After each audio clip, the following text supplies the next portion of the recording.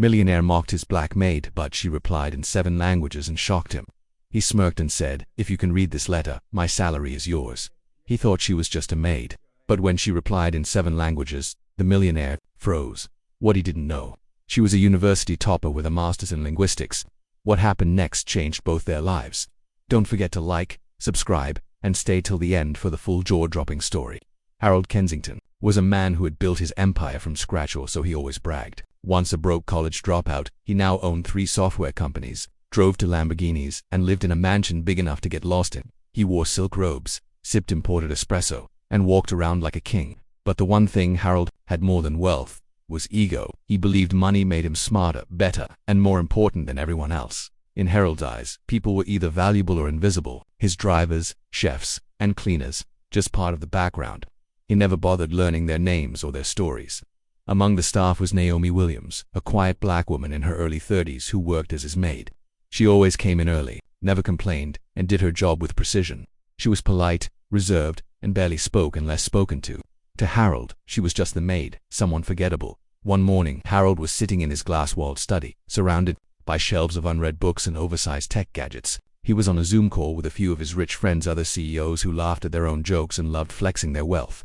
With his phone in one hand and a cup of espresso in the other, Harold spotted Naomi quietly entering the room too.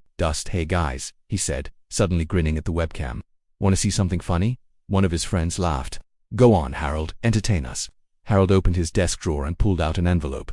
Inside was a confidential salary statement in formal French's monthly income, offshore transfers, and account balances. "This," he said proudly, "is my monthly salary letter, printed entirely in French. I bet my maid can't even guess what it says." His friends chuckled. "Naomi," Harold called, waving the envelope. "Come here." Naomi paused. She wiped her hands, then approached slowly. Harold smiled wide. "If you can read what's in this letter, I'll give you the entire amount written in it. My full salary deal." She looked at the envelope, eyes calm but unreadable. Then she nodded and accepted it. He smirked at his friends. "Watch this." She opened the letter slowly. Everyone leaned in. Naomi glanced over the letter for just a few seconds. Then, to everyone's shock, she began reading it aloud. Not in English but in fluent, polished French. "Monsieur Harold Kensington, votre paiement mensuel de $483,000 AE transfer, et votre compte suisse comcon venu ... Her accent was perfect. Her pace was calm and confident. She'd read every word with ease, even pausing at one point to correct a typo in the letter's formatting. Harold's smile disappeared. The Zoom call went silent. His friends stared, jaws hanging open.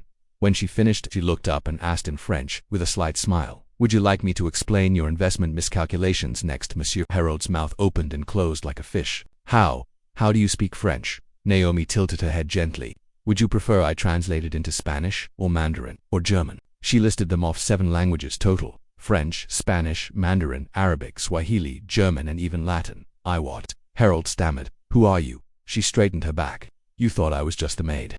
But I'm Naomi Williams. I graduated top of my class from Langley University. I have a master's degree in linguistics and international communication. I used to work as a language consultant at international summits, but when my mother got sick, I left everything behind to take care of her." Harold sat there stunned. "I took this job because I needed something close to home. You hired me through an agency. You never asked me about my background, my qualifications, or even my name. You saw me in a uniform and assumed I was uneducated." He couldn't speak. His entire image of her had just been shattered in 1 minute. Naomi gently set the letter on his desk and turned to walk away. Harold watched her walk away and felt something he rarely felt: shame. Real, heavy, uncomfortable shame. The kind that makes you question your own character. That evening, he couldn't concentrate. His espresso tasted bitter. His confidence was cracked. He sat down at his office desk and pulled up her employee file, which he had never looked at before. There, in the original application, was a shortened resume from the agency. It barely mentioned her education, but attached, tucked behind a scan, was a full CV Naomi had sent earlier. It listed prestigious universities, high-ranking conference, work, and even an award she'd received for translating during a peace negotiation. She wasn't just smart, she was brilliant. Harold rubbed his face. He felt like a fool. All this time, he'd mocked someone who was probably 10 times more educated than him. The next morning, he woke up early and waited in the main hall. When Naomi arrived at 7 o'clock sharp, he stood up and looked her in the eye. "For the first time, Naomi," he said, "I owe you a sincere apology." She nodded slowly but said nothing. "I was ignorant. I judged you based on appearance, not ability, and worse, I humiliated you for a joke." Naomi looked at him and spoke softly. "It wasn't the joke, Harold. It was the assumption behind it. He nodded. I'd like to make it right. May I offer you something? Harold handed her a folder. Inside was a formal job contract. I run 3 international companies, he said. We're expanding to new markets. We've had huge communication issues in Asia and Africa. I've been looking for someone who understands languages and cultures.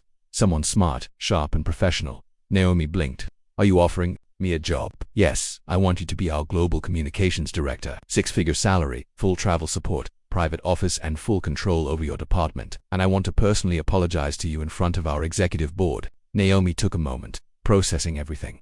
You don't have to do this out of guilt, she said. I'm doing it because I finally opened my eyes, he replied. And because I need someone like you more than ever.